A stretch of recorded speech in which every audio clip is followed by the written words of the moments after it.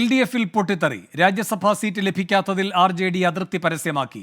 വലിഞ്ഞുകയറി വന്നവരല്ലെന്ന് party സംസ്ഥാന അധ്യക്ഷൻ MV Shreyams Kumar. നേരിടുന്നത് കടുത്ത അവഗണന. മുന്നണി മാറ്റം ആലോചനയിലില്ലെങ്കിലും അപമാനം സഹിച്ച് മിണ്ടാതിരിക്കാനാകില്ലെന്ന് MV ശ്രേയാംസ് കുമാർ പറഞ്ഞു.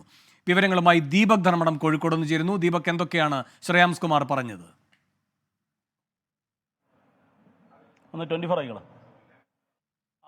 വേണു, ഏറ്റവും പ്രധാനപ്പെട്ട കാര്യം മുന്നണിയിൽ കടുത്ത അവഗണന നേരിടുകയാണ് എന്നുള്ളതും വളരെ കൃത്യമായ ക്ഷണം സ്വീകരിച്ച് കോടിയേരി ബാലകൃഷ്ണൻ മുൻകൈ എടുത്തുകൊണ്ടാണ്, CPIM തന്നെ മുൻകൈ എടുത്തുകൊണ്ടാണ് LDF-ലേക്ക് RJDയെ തിരിച്ചു കൊണ്ടുവന്നത്, അതായത് പഴയ LJDയെ തിരിച്ചു കൊണ്ടുവന്നത് എന്ന് ശ്രേയാംസ് കുമാർ പറയുന്നു.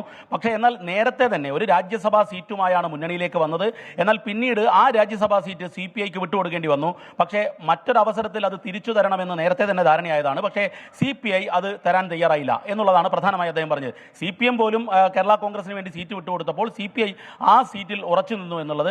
മറ്റൊന്ന്, ബോർഡ് കോർപ്പറേഷനുകളുടെ കാര്യത്തിൽ തങ്ങളെക്കാൾ സ്വാധീനം വളരെ കുറഞ്ഞ JDS-ന് 70ഓളം പദവികൾ ഉള്ളപ്പോൾ വളരെ കുറഞ്ഞ പദവികൾ മാത്രം കിട്ടുന്നു. ഈ കാര്യത്തിൽ കൃത്യമായി മുന്നണിയോട് കാര്യങ്ങളെല്ലാം പറഞ്ഞുവെങ്കിലും ഈ സർക്കാരിൽ നിന്നും, അതായത് മുന്നണിയിൽ സർക്കാരിൻ്റെ പദവികളിൽ മറ്റൊന്ന് മന്ത്രിസ്ഥാനത്തെക്കുറിച്ച് നേരത്തെ തന്നെ ധാരണയായതാണ്.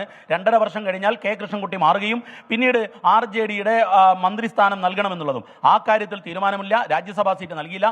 ഈ കടുത്ത അതൃപ്തിയുണ്ട് എന്നുള്ളത് കൃത്യമായി പറയുമ്പോഴും ആവർത്തിച്ചു മാധ്യമപ്രവർത്തകർ ചോദിച്ചു മുന്നണി മാറ്റം ഉണ്ടോ എന്നുള്ളത്. പക്ഷേ എന്നാൽ മുന്നണി മാറ്റം എന്നുള്ളത് രാഷ്ട്രീയമായ തീരുമാനമാണ്. ആ കാര്യം ഉണ്ടാകില്ല എന്ന് അർത്ഥശങ്കയ്ക്കിടയില്ലാത്ത വിധം MV ശ്രേയാംസ് കുമാർ പറയുന്നു. മറ്റൊരു വേളയിൽ അദ്ദേഹം മുഖ്യമന്ത്രി പിണറായി വിജയനുമായി വളരെ അടുത്ത ബന്ധമാണ്. ഏതു സമയത്ത് വേണമെങ്കിലും അദ്ദേഹത്തെ കാണാൻ സമയം ചോദിച്ചാൽ കാണാറുണ്ട്. വിഷയങ്ങളെല്ലാം കൃത്യമായി സംസാരിക്കാറുണ്ട്. പക്ഷേ എന്നാൽ അതേ സമയത്ത് RJDയെ ഒരു 11ാമത്തെ കക്ഷിയായി മുന്നണിയിൽ ട്രീറ്റ് ചെയ്യപ്പെടുന്നു എന്നുള്ളതിലാണ് പ്രതിഷേധം.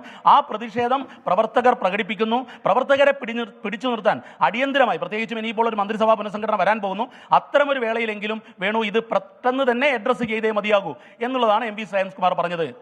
ശരി, ദീപക് ധർമ്മടമാണ് കോഴിക്കോട് നിന്ന് വിശദാംശങ്ങളുമായി ചേർന്നത്.